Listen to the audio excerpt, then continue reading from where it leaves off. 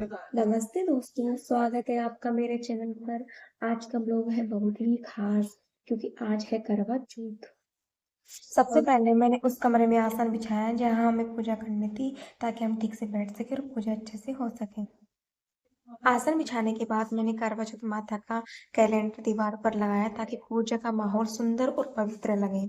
फिर मैंने चौकी लगाई, उस पर गुलाबी कपड़ा बिछाया। इसके बाद मैंने श्रृंगार का सामान करवा चौथ पर जो सासू माँ को दिया जाता है उन्हें तैयार किया। फिर मैंने इस बार नई पूजा की थाली, चन्नी और लोटा निकाले। उनमें मैंने पूजा में काम आने वाले सामान रखे, जैसे देवी माँ का श्रृंगार का सामान, हल्दी, रोली, चावल, कलाया, भोग, घी। सब सामानों को मैंने एक जगह अपनी नई थाली में सजाया ताकि पूजा अच्छे से हो सके। थोड़ा-थोड़ा पूजा का सामान तैयार करने के बाद हम तैयार होने के लिए चले गए। फिर मैंने अपने पूजा में पहनने के लिए श्रृंगार के सामान और साड़ी निकाली। मैंने इस बार पूजा में पहनने के लिए लाल रंग की साड़ी निकाली। लाल रंग की साड़ी पहनते ही करवा चौथ का त्योहार बहुत और भी खास लगने लगा।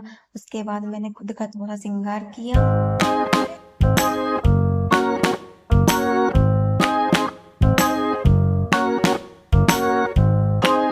श्रृंगार करने के बाद और अब मैं पूजा के लिए तैयार हो चुकी हूँ।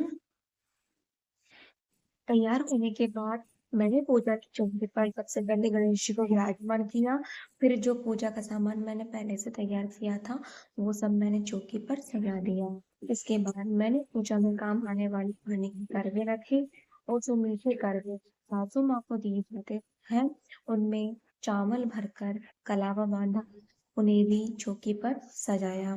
पानी वाले करवे पर भी कलावा बांधा ताकि सब कुछ विधि विधान सब पूरा हो सके।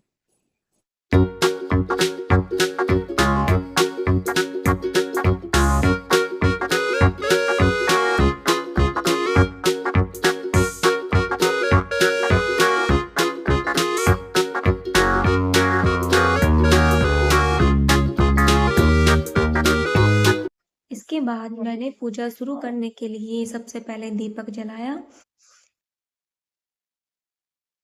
दीपक जलाने के बाद सबसे पहले मेरी सासू माँ ने पूजा शुरू की।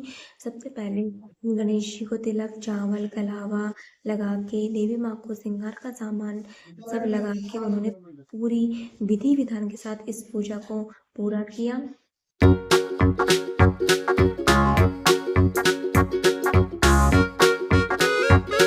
मम्मी जी की पूजा होने के बाद मेरी जेठानी ने भी अपने तरीके से पूरे विधि विधान के साथ करवा चौथ माता की पूजा करी।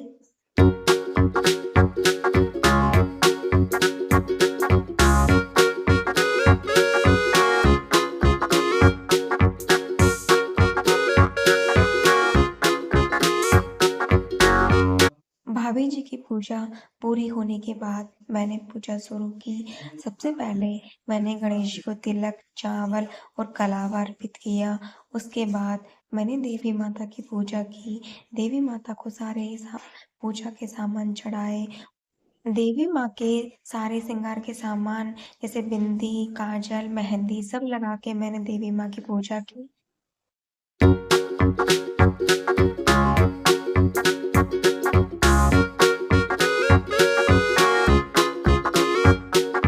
फिर मैंने मीठे करवों पर हल्दी के स्वास्तिक बनाए।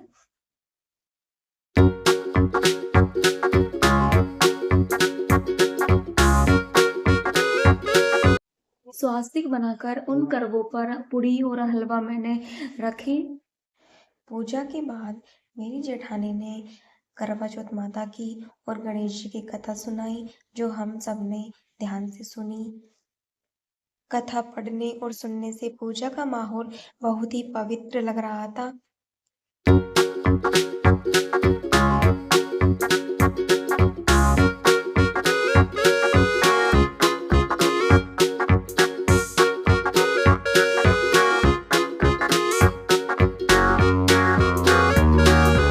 कथा पूरी होने के बाद मेरे हस्बैंड ने हमारी सुंदर सुंदर फोटो ली, वीडियो बनाई। कथा पूरी होने के बाद अब हमको देवी माँ की जोत देखनी थी, तो हमने कंडे पर धूप घी को डाला। देवी माँ के सामने ढोक लगाई ताकि देवी माँ जल्दी से जल्दी हमारे घर आए और देवी माँ ने हमें दर्शन दिए। हमने पूरी श्रद्धा के साथ देवी माँ के दर्शन किए, देवी माँ की जोत देखी।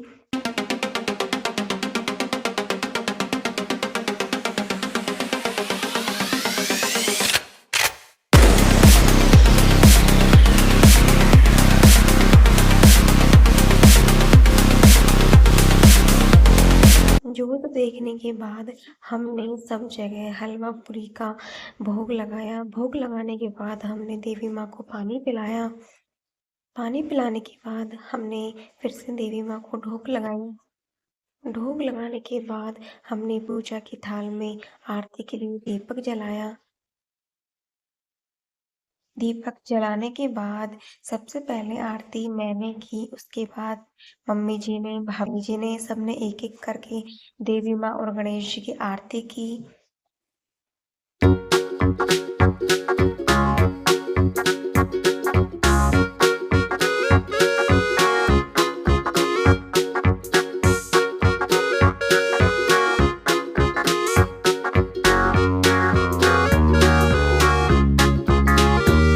आरती के बाद भाभी जी ने मुझे तिलक चावल लगाकर कलावा बांधा। फिर उस मेरे बाद मम्मी जी को तिलक चावल लगाकर कलावा बांधा।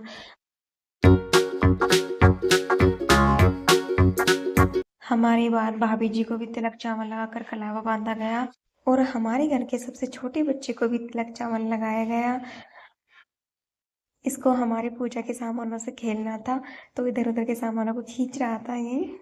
इन सब के बाद मैंने देवी माँ के सामने ही जो सामान सासू माँ को दिए जाते हैं, उन्हें खड़क कर मैंने उन्हें दिए और उनका आशीर्वाद लिया। पूजा पूरी होने के बाद चाँद निकल चुका था, तो हम छत पर गए। सबसे पहले मम्मी जी ने चाँद की पूजा की। उनके साथ ही मैंने भी चाँद की पूजा की। पूजा के बाद मैंने चाँद को चलने में देखा।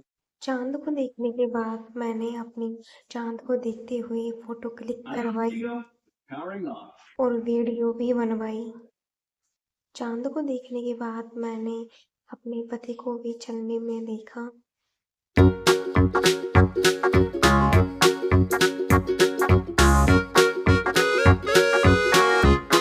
इन सब के बाद मैंने चंद्रमा को अर्घ दिया, परिक्रमा लगाई। चंद्रमा को ढोक दी। ढोक देने के बाद मेरे पति ने मुझे पानी पिलाकर मेरे करवा चौथ का व्रत पूरा किया। इन सब के बाद मैंने मेरे पति के ढोक देकर आशीर्वाद लिया और उन्होंने मुझे आशीर्वाद दिया। इन सब के बाद इस दिन को यादगार बनाने के लिए मैंने और मेरे पति ने सुंदर-सुंदर फोटो खिंचवाई। आपको हमारा ये ब्लॉग कैसा लगा कमेंट करके ज़रूर बताना। धन्यवाद।